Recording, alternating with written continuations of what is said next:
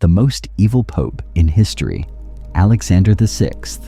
What if I told you that this pope openly had sex with multiple women inside the Vatican itself? What if I told you he held orgies in the papal palace, with prostitutes crawling naked on the floor, while cardinals watched and participated? What if I told you he may have had sexual relations with his own daughter? What if I told you he murdered his way to power, poisoned his enemies, and sold salvation itself to the highest bidder? You'd probably think I was making this up, right? You'd think this sounds like some twisted Hollywood horror movie about a fake, evil church. But every single word I just said is historically documented fact. Welcome to the most disturbing story in the history of Christianity, the reign of Pope Alexander VI, a man so evil that his own name became synonymous with Satan himself. I'm your host, and today we're diving into a story so dark, so shocking, so absolutely twisted that it will change everything you thought you knew about power, corruption, and human evil. This isn't just about one corrupt pope. This is about how an entire family turned the holiest institution in the Western world into their personal criminal empire, building intensity. We're talking about a man who literally bought the papacy like you'd buy a house. We're talking about murders carried out inside the Vatican walls. We're talking about a pope who used church money to fund his son's reign of terror across Italy. A son so brutal that he inspired the phrase, "The ends justify the means." We're talking about rape, murder, incest, and betrayal at the highest levels of religious authority. We're talking about a family so corrupt that their crimes helped split Christianity itself and changed the course of world history. But here's what makes this story even more terrifying. Alexander VI almost got away with all of it. For over a decade, he ruled with absolute power while committing crimes that would shock medieval warlords. He seemed untouchable, protected by papal authority, and surrounded by loyal assassins. Until that mysterious dinner party in 1503, when everything went horribly, horribly wrong. Dramatic pause. By the end of today's video, you'll understand why historians consider Alexander VI not just the most corrupt pope in history, but potentially one of the most evil human beings who ever lived. You'll discover how one family's unlimited ambition nearly destroyed the Catholic Church and changed Christianity forever.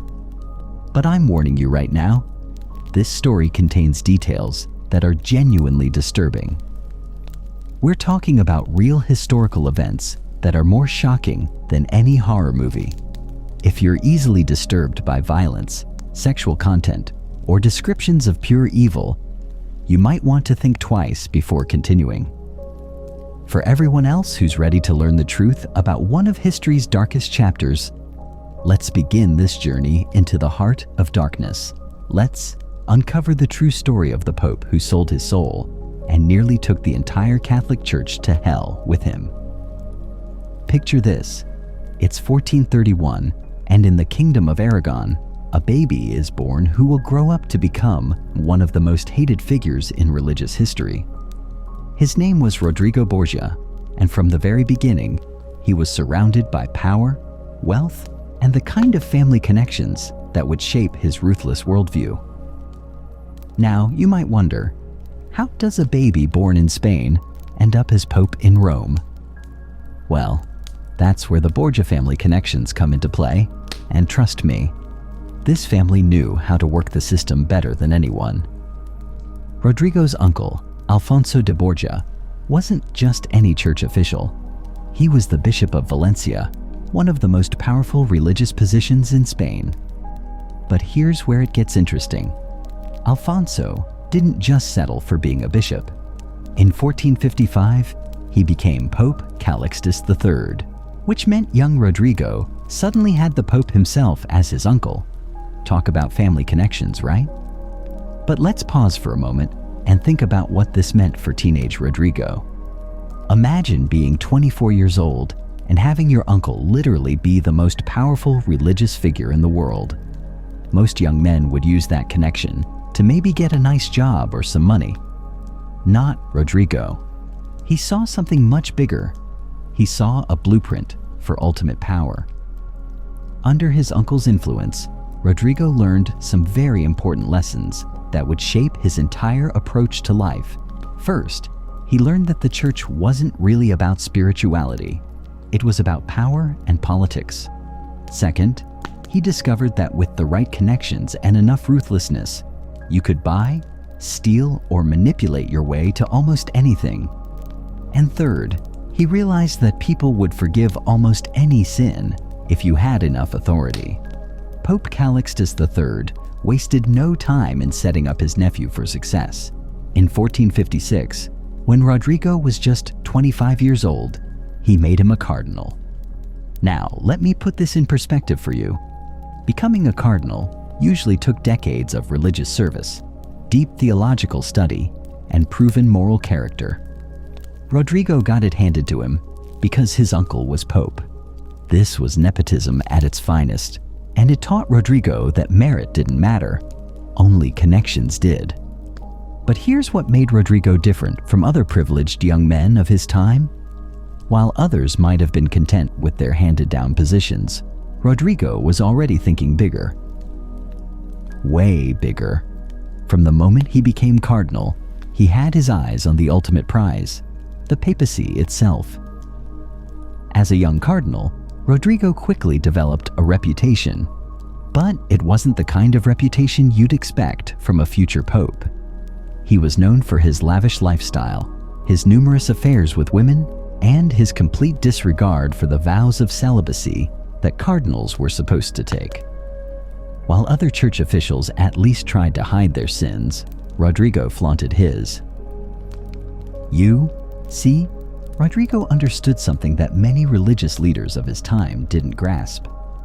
He realized that in the corrupt world of 15th century Vatican politics, appearing too pure or moral actually made you look weak.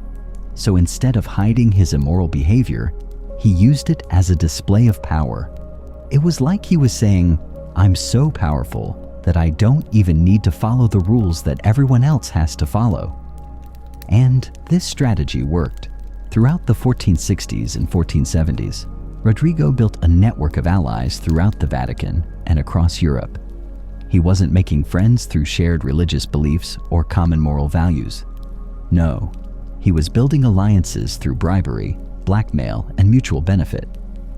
He understood that in the world of power politics, loyalty could be bought and sold like any other commodity.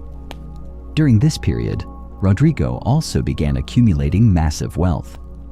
Now you might ask, how does a cardinal make money? Well, in the corrupt Catholic Church of the 15th century, there were plenty of ways. Church positions could be sold to the highest bidder, a practice called simony. Indulgences, which were supposed to reduce time in purgatory, were sold like tickets to salvation.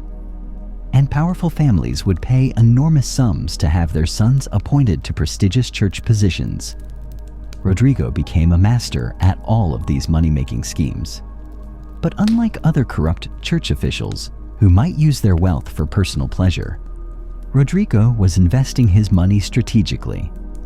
Every gold coin he earned was being put toward one ultimate goal: buying his way to the papacy. By the 1480s, Rodrigo had become one of the wealthiest and most influential cardinals in the Catholic Church. But wealth and influence weren't enough for him. He wanted it all, and he was willing to do absolutely anything to get it. The turning point came in 1484 when Pope Sixtus IV died. This created a papal election, basically a contest where the cardinals would vote to choose the next pope. For most cardinals, this was a sacred responsibility, a chance to choose the spiritual leader who would guide the Catholic Church. For Rodrigo, this was just another business transaction. During that 1484 election, Rodrigo made his first serious attempt to buy the papacy. He spent enormous amounts of money bribing other cardinals, promising them wealth, power, and prestigious positions if they voted for him. but he lost to Cardinal Giovanni Battista Cibo, who became Pope Innocent VIII. Now, most people would have been devastated by such a loss. Not Rodrigo. He saw this defeat as a learning experience, a chance to figure out what went wrong and how to do better next time. He spent the next 8 years of Pope Innocent VIII's reign carefully studying the political landscape, building even stronger alliances, and accumulating even more wealth. Rodrigo also used these years to start building what would become the infamous Borgia dynasty. He had multiple children with different women, something that was completely forbidden for cardinals. But rather than hide these children, he openly acknowledged them and began grooming them for power. His son Cesare and daughter Lucrezia would both play crucial roles in his future plans for domination. By 1492, when Pope Innocent VIII died, Rodrigo was ready. He had spent decades preparing for this moment, and he wasn't going to let anything stop him from achieving his ultimate goal. The stage was set for one of the most corrupt papal elections in church history, and Rodrigo Borgia was about to show the world just how far he was willing to go to become pope. What happened next would shock even the cynical cardinals of the Renaissance Vatican, and it would set the stage for a papacy so corrupt and scandal-ridden that it would change the Catholic Church forever. August 1492. While Christopher Columbus was preparing for his voyage to the New World, something even more historically significant was happening in Rome. Pope Innocent VIII had just died, and the College of Cardinals was gathering to elect his successor. But this wasn't going to be any ordinary papal election. This was going to be the most corrupt, openly fraudulent papal election in the entire history of the Catholic Church. And at the center of it all was Rodrigo Borgia, a man who had spent the last 36 years as a cardinal preparing for exactly this moment. Now, let me paint you a picture of what papal elections were supposed to be like. In theory, cardinals would gather, pray for divine guidance, and choose the man they believed God wanted to lead the church. They were supposed to consider factors like theological knowledge, moral character, and spiritual leadership. It was meant to be a sacred process. Rodrigo Borgia threw all of that out the window. For him, this election wasn't about God's will. It was about who could pay the highest price. In the months leading up to the election, Rodrigo began what can only be described as the most systematic bribery campaign in papal history. He didn't just offer money to a few key cardinals. No, he created individualized bribery packages for nearly every single cardinal who would be voting. Let me give you some specific examples of just how brazen this corruption was. Cardinal Ascanio Sforza, who was one of the most influential voters, was promised the position of Vice-Chancellor of the Catholic Church, basically the second most powerful position in the Vatican, plus numerous estates and a massive annual income. Cardinal Giuliano della Rovere, who would later become Pope Julius II and one of Rodrigo's greatest enemies, was offered similar wealth and power. But Rodrigo didn't stop with just the powerful cardinals. He made sure to bribe even the less influential ones. Cardinal Giovanni Michiel was promised rich benefices in his home region. Cardinal Raffaele Riario was offered prestigious church positions for his family members. Cardinal after cardinal received offers they couldn't refuse. And here's the thing that made Rodrigo's bribery so effective. He didn't just promise future rewards. He actually delivered gifts immediately. We're talking about cartloads of gold, silver, and precious jewels being delivered to cardinals' residences in broad daylight. Some cardinals received so much wealth that they had to hire additional guards just to protect their new treasures. But Rodrigo's corruption went beyond simple bribery. He also used intimidation and blackmail. Remember, as a cardinal for over 35 years, Rodrigo had collected secrets about almost everyone in the Vatican. He knew about other cardinals' affairs, their financial crimes, their political dealings, and he wasn't shy about using this information to pressure people into supporting him. The night before the election, Rome was buzzing with rumors about Rodrigo's bribery campaign. Even in an era when papal elections were known to involve some corruption, what Rodrigo was doing was unprecedented. Witnesses reported seeing mules loaded with treasure being led through the streets to various cardinals' palaces. The entire city knew what was happening, but no one had the power to stop it. On August 10, 1492, the cardinals entered the Sistine Chapel for the election. Now, traditionally, this was supposed to be a secret process where cardinals would vote according to their conscience, but there was nothing secret about what was happening. Rodrigo's supporters were openly coordinating their votes, and his opponents knew they were fighting a losing battle. The first vote was held on August 10th. Rodrigo received a significant number of votes, but not quite enough to win. This is where his political genius really showed. Instead of getting frustrated, he used the break between votes to make even more deals. He promised additional rewards to cardinals who were still undecided, and he increased his offers to cardinals who had voted against him. Cardinal Giuliano della Rovere, who was Rodrigo's main rival, tried desperately to organize opposition, but it was too late. Rodrigo's money and promises had already bought too many votes. Della Rovere would later claim that Rodrigo had bought the papacy like any other piece of merchandise in the marketplace, and he wasn't wrong. On August 11, 1492, the second vote was held. This time, Rodrigo Borgia received the 2/3 majority he needed to become pope. When the results were announced, even some of the cardinals who had voted for him seemed shocked that their corruption had actually worked. But here's what makes this story even more incredible. Rodrigo didn't even try to hide what he had done. When he was asked to choose his papal name, he selected Alexander VI after Alexander the Great. The message was clear. He saw himself as a conqueror, not a spiritual leader. The immediate aftermath of the election revealed just how thoroughly Rodrigo had corrupted the process. Within days, he began fulfilling his bribery promises. Cardinal Ascanio Sforza was indeed appointed vice-chancellor.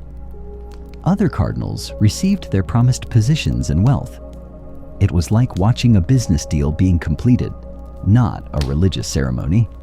But the most shocking part wasn't what Rodrigo gave to his supporters. It was what he kept for himself and his family. One of his first acts as pope was to appoint his son Cesare as a cardinal. Cesare was only 18 years old at the time and had no theological training whatsoever. But that didn't matter to Alexander VI. He was already planning to use the papacy to build a Borgia dynasty that would control Italy. News of Alexander VI's corrupt election spread quickly throughout Europe. Kings, nobles, and church officials were stunned by the brazenness of what had happened. Even in an era when everyone expected some level of corruption, Alexander's purchase of the papacy was seen as crossing a line that had never been crossed before. Cardinal Giuliano della Rovere was so disgusted by what had happened that he left Rome immediately after the election. He would spend the next decade in exile, plotting his revenge against the man who had bought his way to the highest position in Christianity. But perhaps the most telling reaction came from the people of Rome themselves. When Alexander VI was crowned pope on August 26, 1492, the crowds that gathered were notably smaller and less enthusiastic than usual. Word had already spread about how he had won the election, and many Romans were horrified that their spiritual leader was a man who had openly bought his position. Alexander VI didn't seem to care about any of the criticism. From his perspective, he had achieved exactly what he had set out to do. He had used his wealth, his connections, and his complete lack of moral boundaries to win the ultimate prize. He was now the most powerful religious leader in the world, and he intended to use that power to benefit himself and his family. What Alexander VI didn't fully understand at the time was that his corrupt election had set a precedent that would haunt the Catholic Church for centuries. By proving that the papacy could be bought and sold like any other commodity, he had damaged the Church's spiritual authority in ways that would contribute to the Protestant Reformation just 25 years later. But in August 1492, Alexander VI wasn't thinking about long-term consequences. He was thinking about power, wealth, and how to use his new position to make the Borgia family the most dominant force in all of Italy. And as we'll see in the next section, he wasted no time in putting those plans into action. Now that Rodrigo Borgia had bought his way to becoming Pope Alexander VI, you might think he'd try to at least appear somewhat holy or moral. Maybe tone down the corruption a little bit, right? Wrong. Dead wrong. Alexander VI did the exact opposite. He turned the Vatican into what can only be described as the headquarters of a crime family. And I'm not using that term loosely. The Borgias operated exactly like a modern mafia family, complete with murder, extortion, political manipulation, and family loyalty above all else.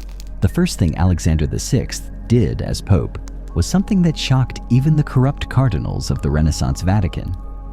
He began openly appointing his children to positions of power within the Catholic Church. Remember, as a cardinal and now as Pope, Alexander was supposed to be celibate. He wasn't supposed to have any children at all. But not only did he have multiple children with different women, he flaunted them publicly and gave them some of the most powerful positions in the church. Let me introduce you to the key players in the Borgia crime family, because understanding these people is crucial to understanding just how corrupt Alexander's papacy became. First, there was Cesare Borgia, Alexander's oldest son. In September 1493, when Cesare was just 18 years old, Alexander made him a cardinal. Now think about this for a moment. The position of cardinal was supposed to be reserved for the most learned, most spiritual, most morally upright men in the Catholic Church. These were the people who would advise the Pope on matters of faith and help govern the Church. Cesare Borgia was none of those things. He was a teenager with no theological training, no religious calling, and absolutely no interest in spiritual matters. What he did have was ruthless ambition, a complete lack of moral boundaries, and a father who was willing to abuse the power of the papacy to advance his son's career. But Alexander VI wasn't done with his nepotistic appointments. He also had a daughter named Lucrezia Borgia, and he intended to use her as what we might call a political pawn to secure alliances and expand Borgia power throughout Italy. Lucrezia's story is particularly tragic because, unlike her father and brother, she seems to have been more of a victim than a willing participant in the family's crimes. Alexander arranged and rearranged her marriages multiple times, each time using her as a bargaining chip to secure political advantage for the Borgia family. Her first marriage was arranged when she was just 13 years old to Giovanni Sforza, a member of the powerful Sforza family of Milan. This marriage was purely political. Alexander wanted to secure an alliance with the Sforzas, but when that alliance was no longer useful to him, Alexander simply had the marriage annulled, claiming it had never been consummated. This was almost certainly a lie, but as Pope, Alexander had the power to decide such matters. Lucrezia's second marriage was to Alfonso of Aragon, a member of the royal family of Naples. This marriage produced a son, but it too would end tragically when Alfonso was murdered, likely on the orders of Cesare Borgia, who saw Alfonso as an obstacle to Borgia ambitions. But the most shocking rumors surrounding the Borgia family involved the relationship between Alexander VI and Lucrezia herself. Multiple contemporary sources suggested that Alexander had an inappropriate, possibly incestuous relationship with his own daughter. These rumors were so widespread and persistent that they became part of the Borgia legend. Now, were these rumors true? We can't know for certain because definitive proof doesn't exist. But what we do know is that even by the standards of the corrupt Renaissance Vatican, the relationship between Alexander and Lucrezia was seen as scandalous. The fact that such rumors could spread and be believed tells us something about how completely Alexander had abandoned any pretense of moral behavior. While Alexander was busy appointing family members to church positions and arranging political marriages, he was also using the resources of the Catholic Church as his personal treasury. The Vatican's wealth was enormous. It came from donations from the faithful, taxes from the Papal States, and various church-related businesses. Alexander treated all of this money as his own personal piggy bank. He spent massive amounts on lavish parties and entertainment at the Vatican. These weren't simple dinner parties. They were orgies that scandalized even the jaded Roman nobility. Contemporary accounts describe parties where prostitutes were brought into the Vatican itself, where gambling and drinking went on for days, and where the Pope himself participated in activities that would have been shocking for any Christian, let alone the supposed leader of the Catholic Church.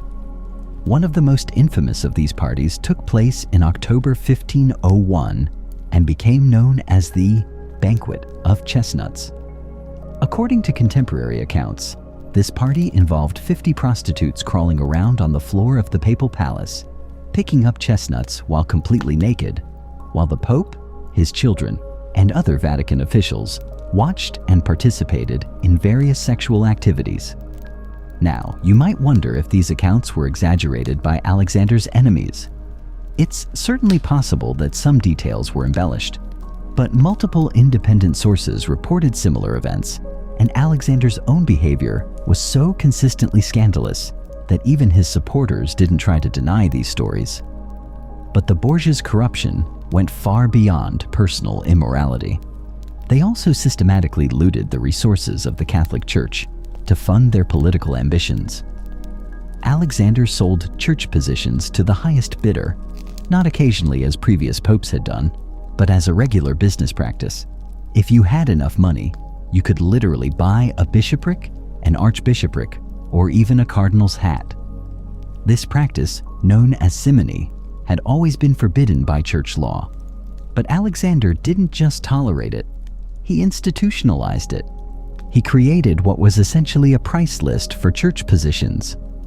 Want to be a bishop? That'll cost you this much.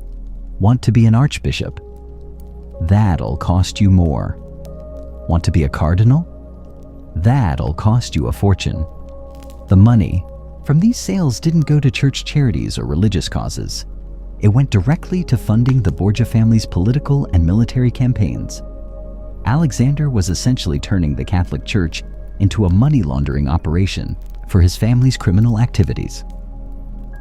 Speaking of criminal activities, let's talk about what Cesare Borgia was doing during this period. By 1498, Cesare had grown tired of his role as a cardinal. He wanted real political power, and he was willing to use violence to get it. So Alexander did something unprecedented. He released his son from his religious vows so that Cesare could pursue a military and political career. This was shocking for several reasons. First, it showed that Alexander saw church positions as temporary conveniences rather than sacred callings. Second, it demonstrated that he was willing to change centuries of church tradition to benefit his family. And third, it revealed that the Borgias saw the papacy primarily as a stepping stone to secular power. Once freed from his religious obligations, Cesare embarked on a series of military campaigns throughout central Italy. His goal was to carve out a personal kingdom for himself, using the papal armies and papal treasury to fund his conquests.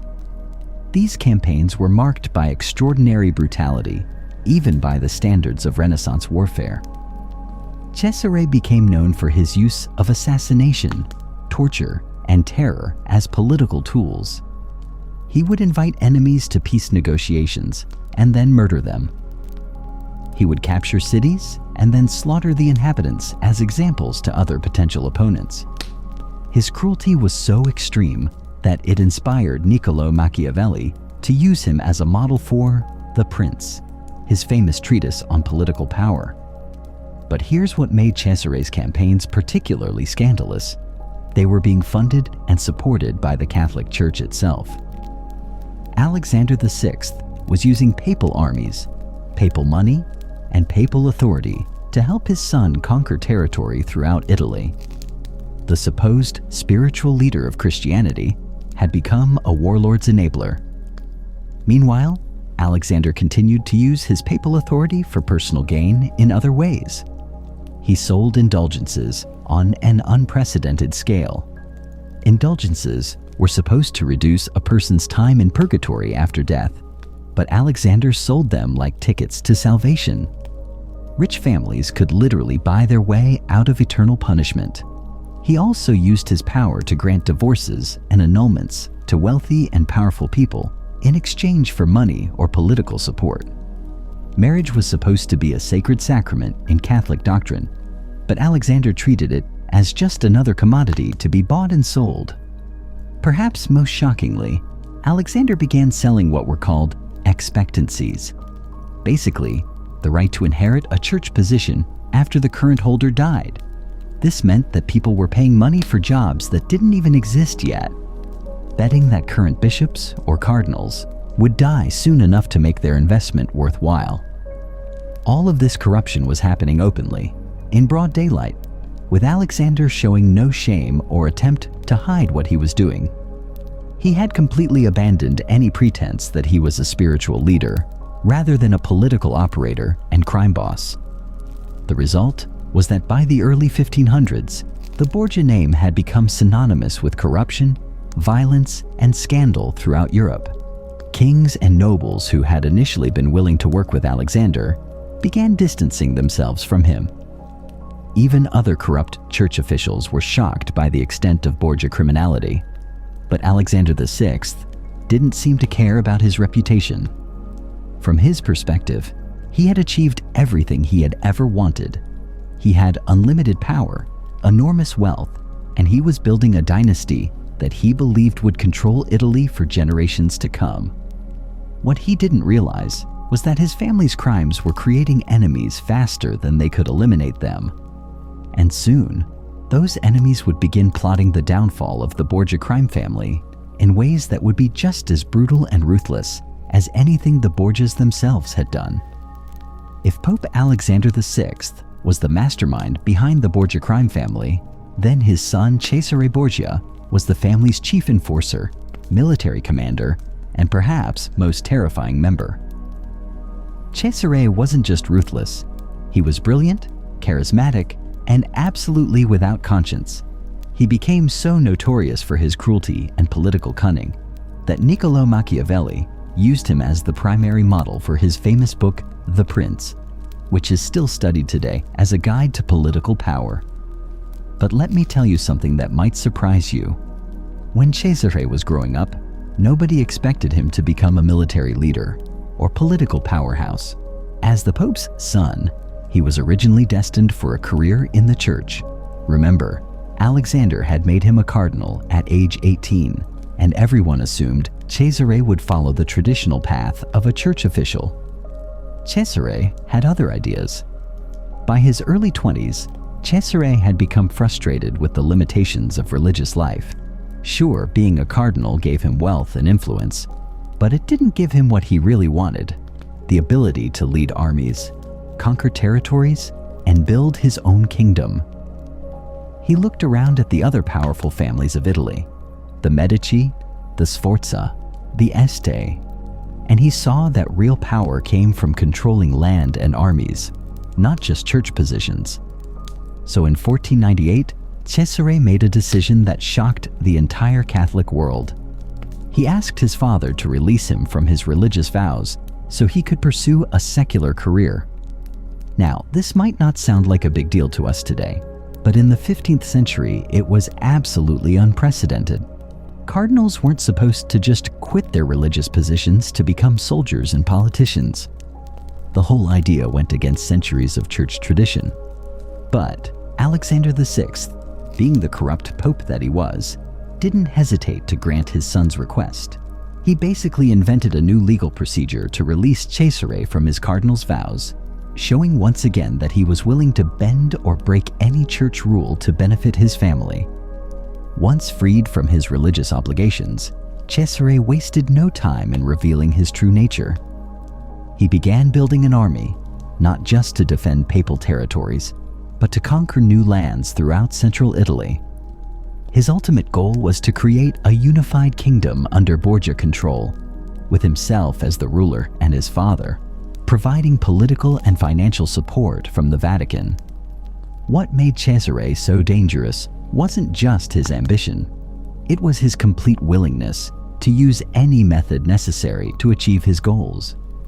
While other Renaissance leaders might hesitate to use certain tactics because of moral considerations or concerns about their reputations, Cesare had no such limitations.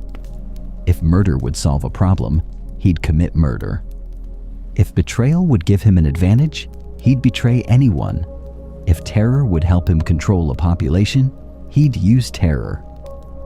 Let me give you some specific examples of just how brutal Cesare could be, because these stories will help you understand why he became known as one of the most feared men in Italy.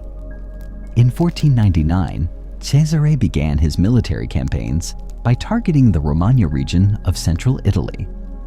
This area was technically part of the Papal States, but it was controlled by various local lords who had been essentially independent for decades.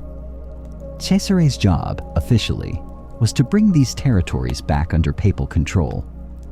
In reality, he was conquering them for himself. His first major target was Imola, a city controlled by Caterina Sforza, one of the most remarkable women of the Renaissance. Caterina was known as a fierce warrior who had defended her territories against multiple enemies. She was also famous for her beauty, her intelligence, and her refusal to be intimidated by anyone. When Cesare's army approached Imola, he sent messengers demanding that Caterina surrender the city without a fight. Her response was legendary. She reportedly lifted her skirts and shouted that she had the means to produce more children to defend her lands, even if her current ones were killed. She was essentially telling Cesare that she would never surrender. Cesare's response revealed everything you need to know about his character. Rather than admire Caterina's courage or try to negotiate a peaceful solution, he laid siege to the city with unprecedented brutality. When his forces finally captured Imola after months of fighting, Cesare had Caterina brought to him as a prisoner. What happened next depends on which historical account you believe, but most sources agree that Cesare sexually assaulted Caterina, probably multiple times. This wasn't just about lust, it was about humiliation and control. Cesare wanted to break the spirit of one of Italy's most defiant leaders, and he was willing to use rape as a weapon of war. But Cesare's cruelty wasn't limited to his enemies. He was also perfectly willing to betray and murder people who had helped him. One of the most shocking examples involved his own brother-in-law, Alfonso of Aragon, who was married to Lucrezia Borgia. Alfonso had initially been a valuable ally to the Borgia family. His marriage to Lucrezia had secured important political connections for the Borgias, and he had generally stayed out of their way. But by 1500, Cesare had decided that Alfonso's continued existence was inconvenient to his plans. The murder of Alfonso was carried out with chilling calculation. First, Alfonso was attacked by unknown assassins while walking through Rome. He survived the initial attack, but was severely wounded. While he was recovering in the Vatican, supposedly under the protection of his father-in-law, the Pope, Cesare's men entered his room and strangled him to death. This murder sent a clear message to everyone in Rome. Nobody was safe from Cesare Borgia, not even members of his own family. If he was willing to kill his sister's husband inside the Vatican itself, he was obviously willing to kill anyone who got in his way. But perhaps Cesare's most notorious act of betrayal involved a group of his own military commanders. In late 1502, several of Cesare's captains began plotting against him. They were concerned about his growing power and worried that he might eventually turn on them. So they organized a conspiracy to assassinate Cesare and divide his territories among themselves.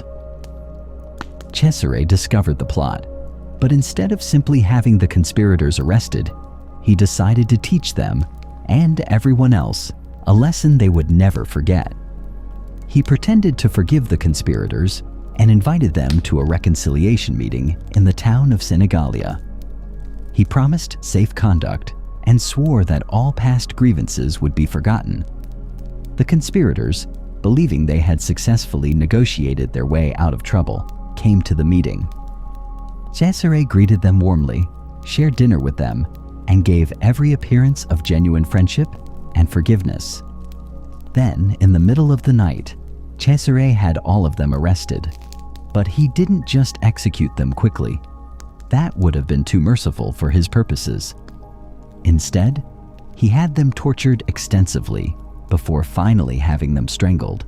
He wanted their deaths to be as painful and humiliating as possible, and he wanted news of their fate to spread throughout Italy as a warning to anyone else who might consider opposing him. The massacre at Senegalia became one of the most famous examples of political betrayal in Renaissance history.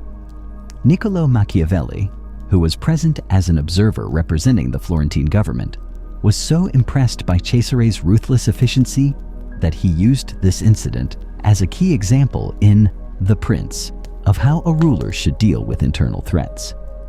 But Cesare's military campaigns weren't just about individual acts of cruelty. They were systematic attempts to terrorize entire populations into submission. When he conquered a city, he would often order public executions, mass arrests, and the destruction of symbols of local independence. He understood that fear was more effective than loyalty in maintaining control over conquered territories.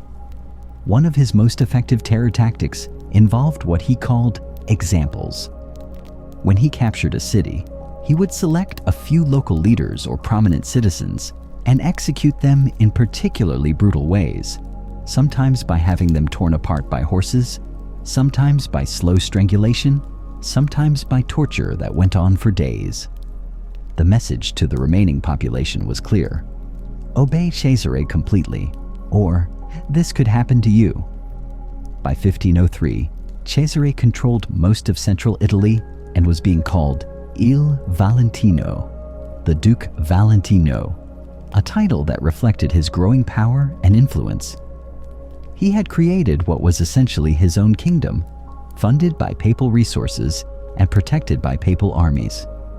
His court attracted artists, intellectuals, and diplomats from across Europe, all eager to gain favor with one of Italy's most powerful rulers.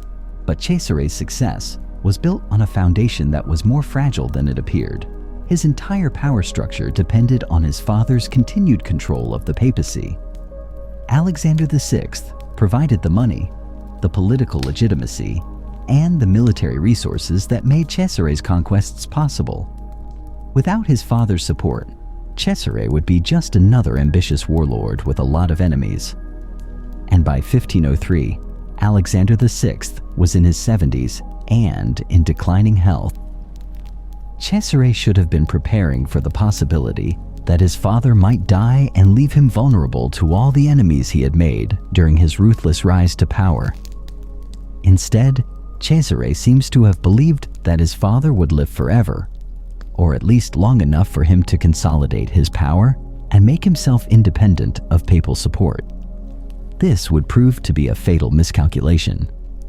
What Cesare didn't fully understand was that his reputation for cruelty and betrayal, while useful for intimidating enemies, had also made it impossible for him to build the kind of lasting alliances he would need to survive without his father's protection. Everyone knew that Cesare's word meant nothing, that he would betray anyone if it served his purposes, and that he was fundamentally unreliable as an ally. So when Alexander VI's health began to fail in the summer of 1503, Cesare found himself in an extremely dangerous position. All of his enemies began circling like vultures, waiting for the moment when the Borgia Pope would no longer be there to protect his murderous son. The summer of 1503 was swelteringly hot in Rome, and tensions in the Vatican were reaching a breaking point. Pope Alexander VI, now in his 70s, had been showing signs of declining health for months, but nobody, not his enemies, not his allies, and certainly not his son Cesare, was prepared for what was about to happen. On August 12, 1503, Alexander VI attended a dinner party at the villa of Cardinal Adriano Castellesi. This wasn't unusual. Alexander loved lavish parties, and he had attended hundreds of similar events during his papacy. But something was different about this particular evening. Several witnesses later reported that Alexander seemed unusually animated and cheerful, almost as if he didn't have a care in the world. That would be the last time anyone would see Pope Alexander VI in good health. Within hours of returning from the dinner party, Alexander began experiencing severe symptoms. He developed a high fever, intense abdominal pain, and began vomiting violently. His condition deteriorated so rapidly that within days, it became clear he was dying. Now, you might think that a 72-year-old man getting sick and dying wouldn't be particularly suspicious, especially in an era before modern medicine. But remember, this was Renaissance Italy, where political poison was almost as common as political alliance, and Alexander VI had more enemies than almost any pope in history. Almost immediately, rumors began spreading throughout Rome that Alexander had been poisoned. But here's where the story gets really interesting. The rumors weren't just about who might have poisoned him, but about a supposed poisoning plot that had gone wrong. According to the most widespread version of the story, Alexander and Cesare had been planning to poison Cardinal Castellesi, their host for that evening. The plan, supposedly, was to eliminate Castellesi and seize his vast wealth to fund further Borgia expansion. But somehow, the poisoned wine that was meant for the cardinal ended up being consumed by Alexander himself. Now, was this story true? We'll probably never know for certain. What we do know is that it was widely believed at the time, and it tells us something important about how the Borgias were perceived by their contemporaries. People found it completely believable that a pope and his son would try to poison a cardinal to steal his money. That's how far the Borgia reputation had fallen. But there's another possibility that's even more chilling, that Alexander VI was deliberately poisoned by his own enemies, people who had finally decided that the corruption and scandal of his papacy had gone too far. Cardinal Giuliano della Rovere, Alexander's longtime enemy, who had been forced into exile after losing the papal election in 1492, had recently returned to Rome. Della Rovere had spent over a decade plotting his revenge against the man who had bought the papacy, and he had built a network of allies who were equally determined to bring down the Borgias. There were also rumors that the Venetian government, which had been fighting Cesare's expansion into territories they considered their sphere of influence, might have been involved in Alexander's. Venice had both the resources and the motivation to eliminate the Borgia threat permanently. Whatever the truth about how Alexander died, his final days were agonizing. Contemporary accounts describe him as being in extreme pain, his body racked by fever and convulsions. He reportedly called out for his children, particularly Cesare and Lucrezia, begging them to stay close to him as he faced death. On August 18, 1503, Pope Alexander VI died in his bed in the Vatican. According to witnesses, his final words were a confused mumble about his enemies coming to get him.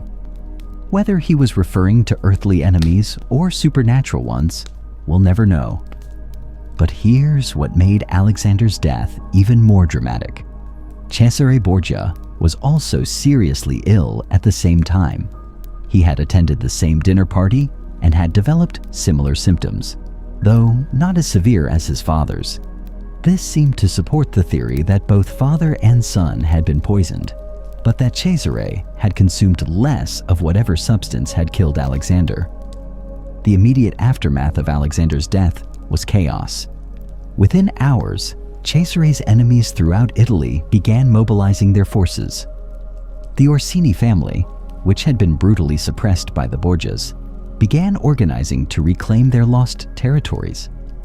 The Colonna family, another traditional Roman noble house that had suffered under Borgia rule, started gathering their armies. But the most immediate threat came from within the Vatican itself. Cardinal della Rovere, Alexander's old enemy, immediately began organizing support for his own papal candidacy. He had waited over a decade for this moment, and he wasn't going to let it slip away. Cesare, still weak from his own illness, but desperate to maintain his family's power, tried to use the papal armies to secure Rome while a new pope was being elected. But many of the commanders who had served the Borgias loyally were now questioning whether it was wise to remain loyal to a family whose patriarch was dead and whose future was extremely uncertain. The papal election that followed Alexander's death was almost as chaotic as the one that had brought him to power. But this time, the corruption worked against the Borgias rather than for them. Cesare still had some wealth and influence, but he didn't have his father's political genius or decades of carefully built alliances. After a brief interim papacy, Cardinal Giuliano della Rovere was elected Pope Julius II in October 1503. This was the worst possible outcome for Cesare and the remaining Borgias. Julius II had spent over a decade plotting his revenge against the Borgia family, and now he had the power of the papacy to carry out that revenge. One of Julius II's first acts as pope was to strip Cesare of all his church-related titles and privileges.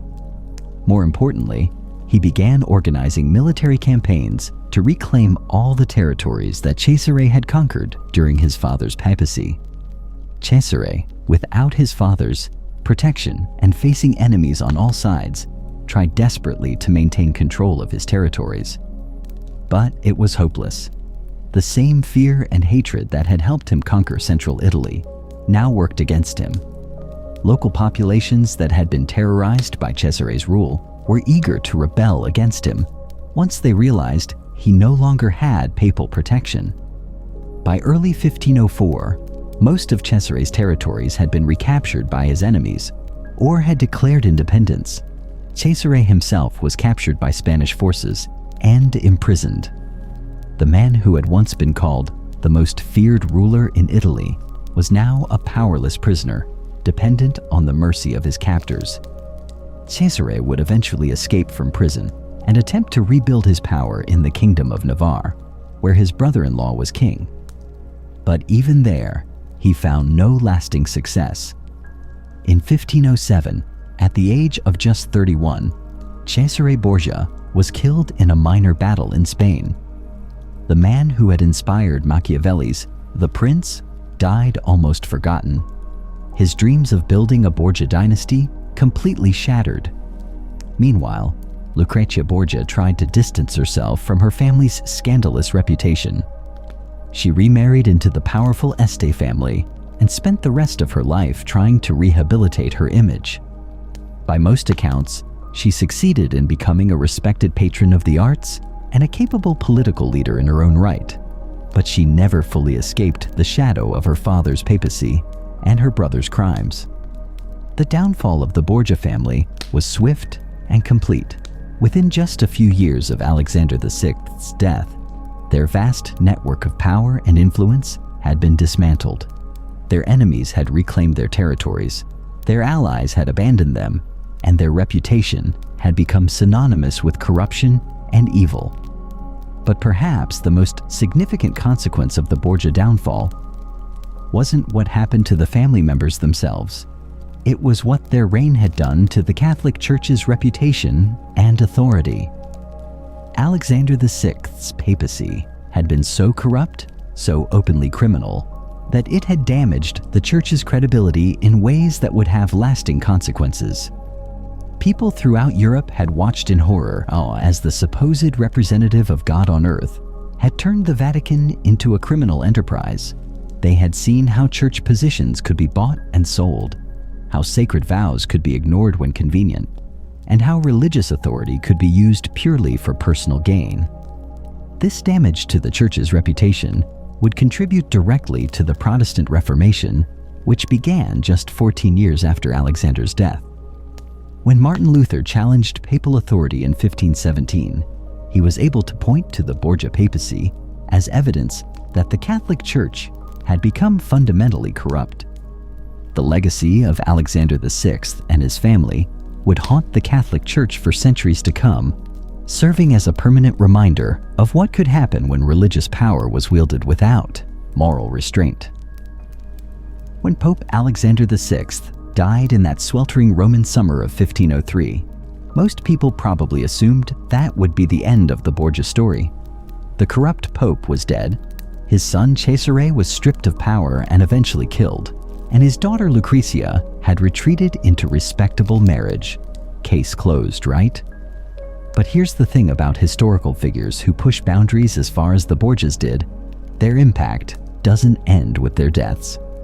In fact, you could argue that Alexander VI's most significant influence on history came after his papacy ended through the long-term consequences of his actions. Let me start with the most obvious and immediate impact: what Alexander's reign did to the Catholic Church's credibility and authority. Before Alexander VI, people might have grumbled about corrupt priests or bishops, but the papacy itself still commanded enormous respect throughout Christian Europe. The Pope was seen as God's representative on earth, a figure whose spiritual authority was unquestionable even if his political actions might sometimes be criticized. Alexander VI changed all of that. By openly buying the papacy, by turning the Vatican into a family business, by using church resources to fund his son's military campaigns, and by living a lifestyle that contradicted everything Christianity was supposed to represent, he showed the world that even the highest religious office could be completely corrupted. This wasn't just theoretical damage. It had real, measurable consequences.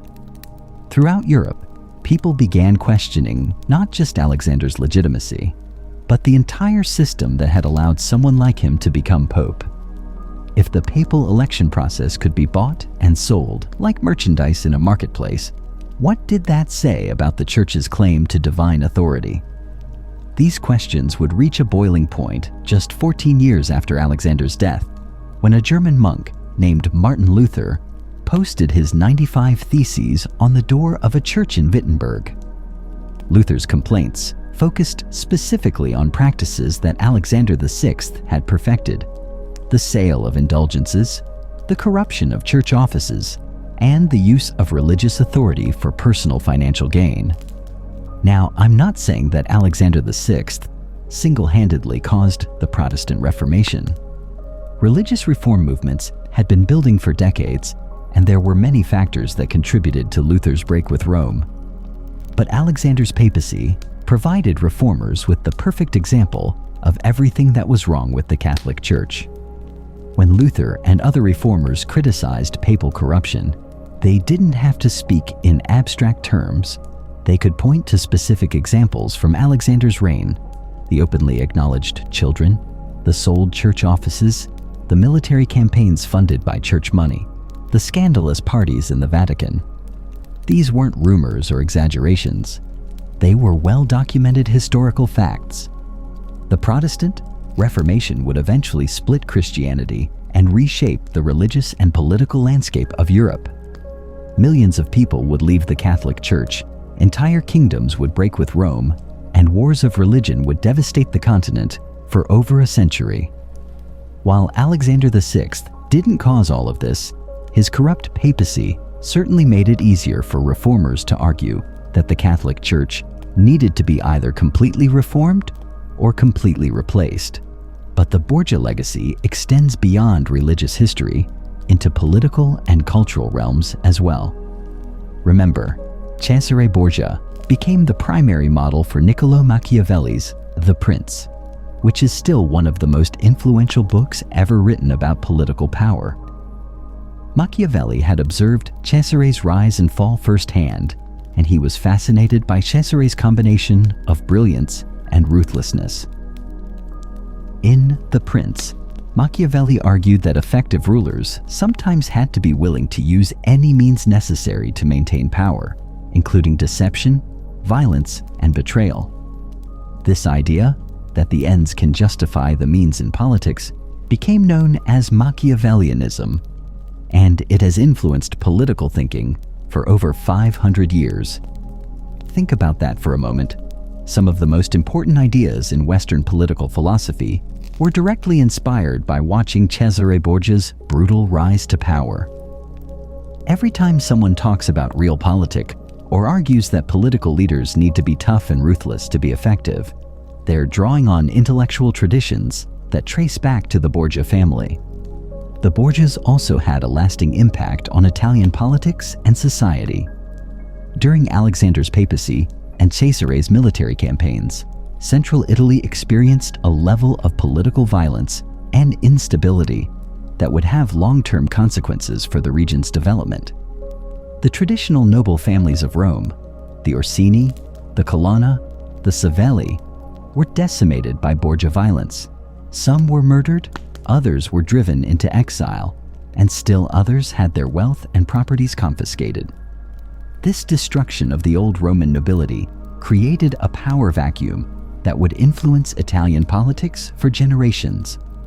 Moreover, the Borgia approach to governance, using terror and violence to maintain control, ruling through fear rather than legitimate authority, treating subjects as resources to be exploited rather than people to be served, became a model that other Italian rulers would sometimes follow. The Renaissance ideal of the benevolent prince who ruled with wisdom and justice was replaced in many cases by the Borgian model of the ruthless strongman who ruled through intimidation. The cultural impact of the Borgias has been equally significant. Over the past 500 years, they have become archetypal figures representing the dark side of power and ambition. Countless novels, plays, operas, films, and television series have been based on their story. But here's what's interesting about the Borgia cultural legacy. It's often more dramatic and sensationalized than the historical reality. Don't get me wrong, the real Borgias were plenty corrupt and violent, but popular culture has sometimes portrayed them as almost supernatural figures of evil, capable of crimes and conspiracies that go beyond what the historical evidence actually supports. This cultural mythologizing has had real consequences for how we understand Renaissance history and papal corruption. Sometimes the legend of the Borgias overshadows other important historical developments of their era. Sometimes their story is used to make simplistic arguments about the corruption of power that don't fully capture the complexity of Renaissance politics and society. But perhaps most significantly, the Borgia story has become a cautionary tale about what happens when moral boundaries are completely abandoned in the pursuit of power. In democratic societies, we often use the Borgias as an example of why we need checks and balances, why power should be distributed rather than concentrated, and why leaders need to be held accountable for their actions. The Borgias also represent something that people in every era can recognize: the corrupting influence of unchecked ambition. Alexander VI's rise from Spanish nobleman to pope shows how someone can start with relatively normal goals and gradually lose all moral constraints as they gain more power. Cesare's transformation from cardinal to ruthless warlord demonstrates how the pursuit of control can turn someone into a monster. These are timeless themes that resonate just as strongly today as they did 500 years ago. Every time we see a political leader abuse their authority, every time we witness corruption in high places, every time we observe how power can change people's character, we're seeing modern versions of the same dynamics that played out in the Borgia Vatican. The Catholic Church itself has had a complicated relationship with the Borgia legacy. On one hand, church historians and leaders have generally acknowledged that Alexander VI's papacy was a low point in papal history. They've used his reign as an example of what can go wrong when religious leadership is corrupted by worldly concerns. On the other hand, the Church has sometimes tried to minimize or contextualize Borgia corruption by pointing out that it was a product of its time, or by arguing that subsequent reforms addressed the problems that the Borgias represented. There's some truth to these arguments.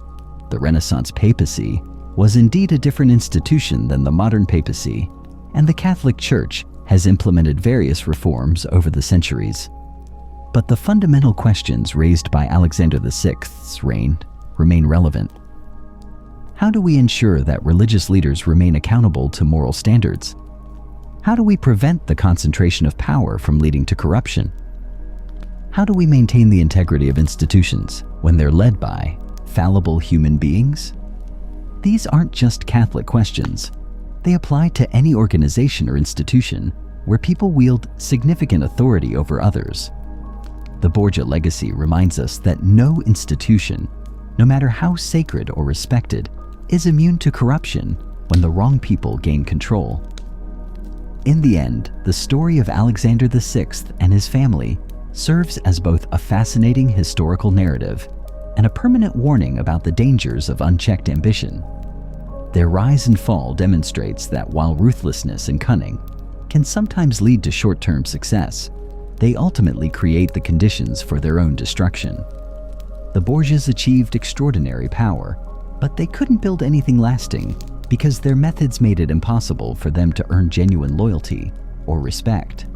They could inspire fear, but fear alone isn't enough to sustain a dynasty or an institution over the long term. More than 500 years after Alexander VI's death, his name is still synonymous with corruption and evil. That's a legacy that reminds every subsequent generation about the importance of moral boundaries and the consequences of crossing them in the pursuit of power. So there you have it, the complete, shocking story of Pope Alexander VI, the man who turned the Vatican into a criminal enterprise and nearly destroyed the Catholic Church in the process. Let me ask you this. When you started watching this video, did you expect the story to be this dark? Did you imagine that a pope could be involved in murder, bribery, possibly incest, and the systematic looting of one of the world's most sacred institutions? The story of Alexander VI and the Borgia family isn't just ancient history.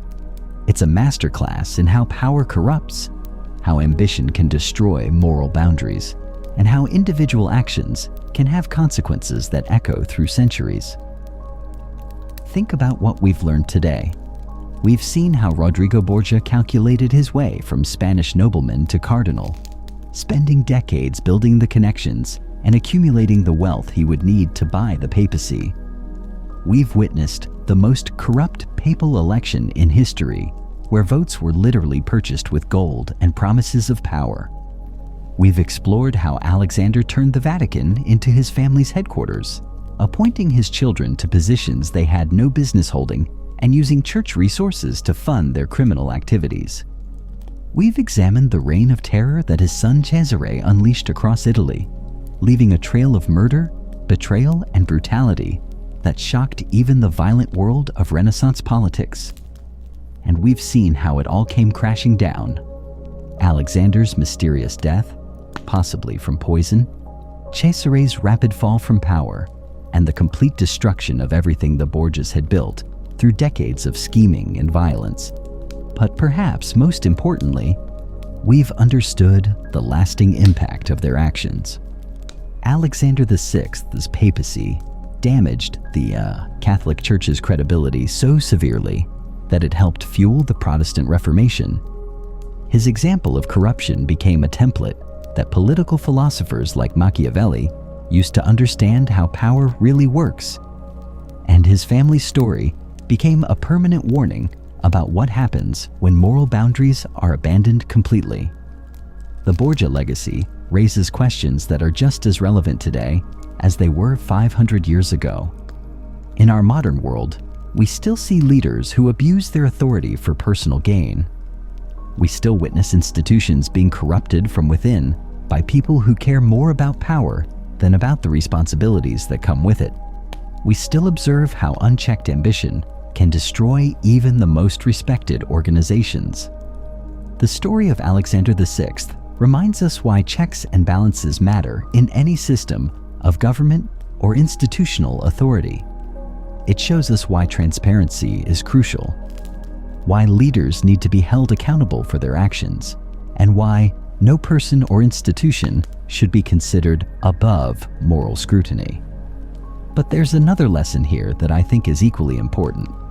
The Borgias weren't cartoon villains. They were real people who made choices that led them down increasingly dark paths.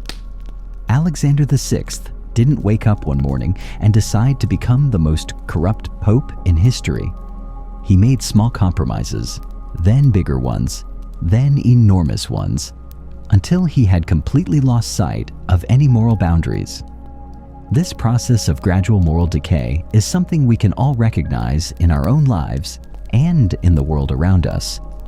It's easy to condemn the Borgias for their extreme actions, but it's worth asking ourselves, what small compromises are we making? What moral boundaries are we willing to bend when it serves our interests? How do we ensure that our own pursuit of success or power doesn't lead us down similar paths? The Borgia story also demonstrates the importance of thinking about long-term consequences rather than just short-term gains. Alexander VI achieved everything he thought he wanted: unlimited power, enormous wealth, and the ability to advance his family's interests without any apparent constraints. But his methods made it impossible for him to build anything lasting. His corruption created so many enemies and caused so much damage that his entire legacy collapsed almost immediately after his death. This is a pattern we can observe throughout history and in contemporary events. Leaders who prioritize short-term power over long-term legitimacy often find that their achievements are fragile and temporary. Institutions that abandon their core principles in pursuit of immediate advantages often discover that they've undermined the very foundations of their authority. The Catholic Church survived Alexander VI's papacy, but it took centuries to fully recover from the damage he caused. The Protestant Reformation, which was partially fueled by outrage over Borgia-era corruption, permanently split Christianity and led to religious wars that devastated Europe. The credibility that Alexander destroyed in a decade took generations to rebuild. Now, I want to hear from you. What aspects of the Borgia story do you find most shocking? Do you think Alexander VI was truly evil? Or was he simply a product of his corrupt times? How do you think the Catholic Church might have been different if he had never become Pope? And what lessons do you think we should draw from this story for our modern world? Leave your thoughts in the comments below. I read every single comment, and I love hearing your perspectives on these historical stories. Some of the best discussions happen in the comment section, where you all share your own insights and ask questions that help all of us understand these events more deeply. If you found this video informative and engaging, please give it a thumbs up. That really helps the YouTube algorithm understand that you want to see more content like this, and it helps other people who are interested in history find these videos. And if you haven't already, make sure to subscribe to the channel and hit that notification bell. We're constantly working on new videos about fascinating historical figures, shocking events, and the kinds of stories that reveal important truths about human nature and the world we live in. Next week, we're going to be diving into another incredible story of power and corruption: the rise and fall of Caligula, the Roman emperor whose reign was so insane that it makes the Borgias look almost reasonable by comparison. You won't want to miss that one. Until then, thank you for watching. Thank you for your engagement with this channel, and remember, history isn't just about the past. It's about understanding the patterns of human behavior that repeat across time and cultures, and learning from them so we can build a better future. The story of Alexander VI ended over 500 years ago, but the lessons it teaches us are eternal. Power without moral boundaries leads to destruction.